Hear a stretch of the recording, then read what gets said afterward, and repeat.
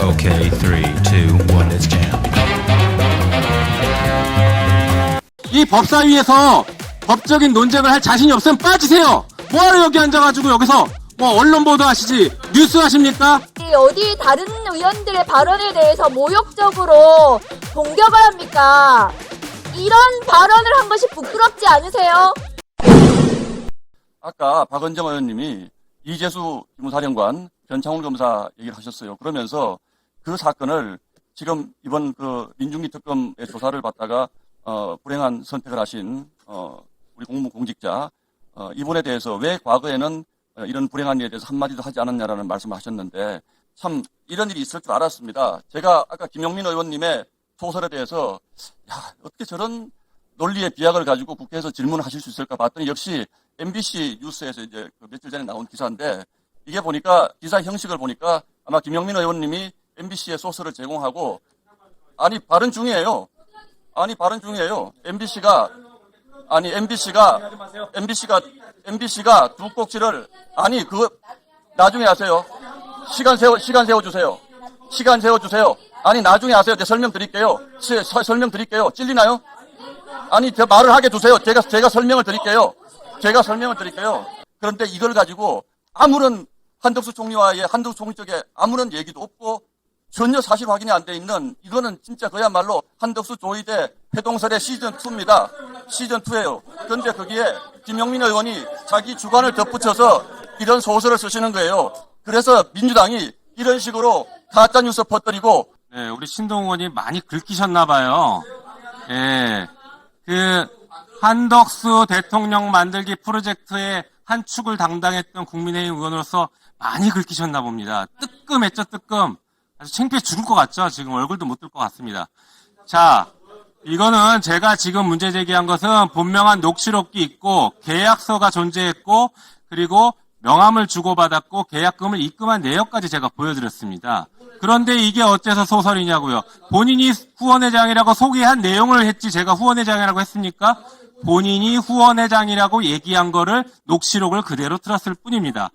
자, 어쨌든 간 중요한 것은 이 한덕수 대통령 만들기 프로젝트에 가담을 했고 대법원 조희대 대법원장도 거기에 동원이 됐고 국민의힘 동원됐고 한덕수 역시 그 플레이어로 움직였다는 것은 명확해 보이는 것입니다.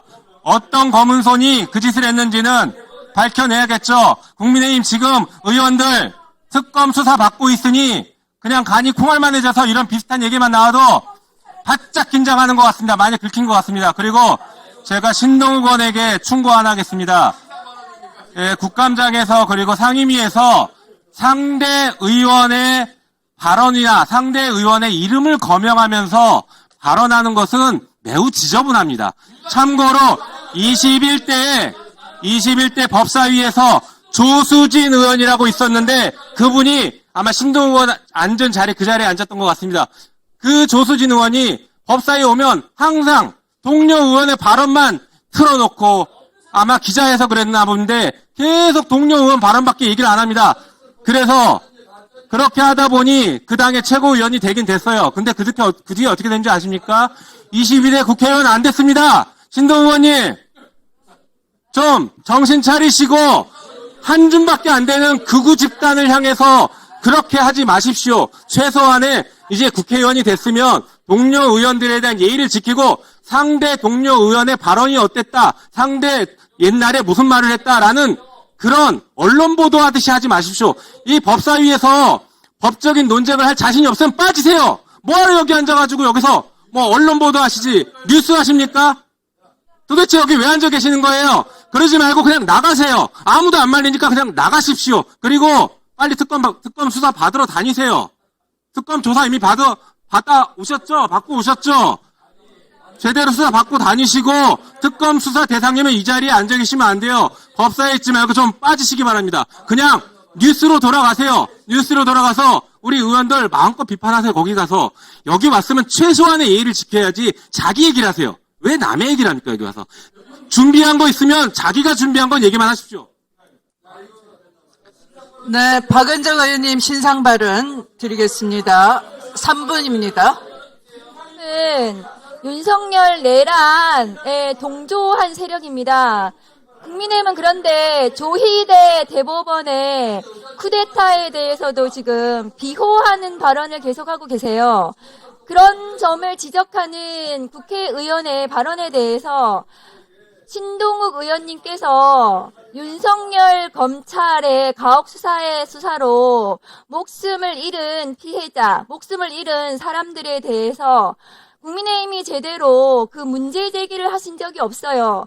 윤석열 검찰, 윤석열 정권의 그 가혹했던 내란 정권에 대해서 신동욱 의원님이 하신 발언들을 제가 소개해드리겠습니다. 2025년 2월 10일 국민의힘 비대위 백불에서 계엄이 정당했다고 믿는 시민들이 있을 수도 있지 않나.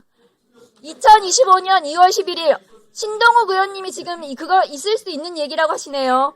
2025년 2월 11일 채널A 정치 시그널에서 12.3 비상계엄은 대통령 통치 행위인데 일방적으로 탄핵을 서두르고 있다.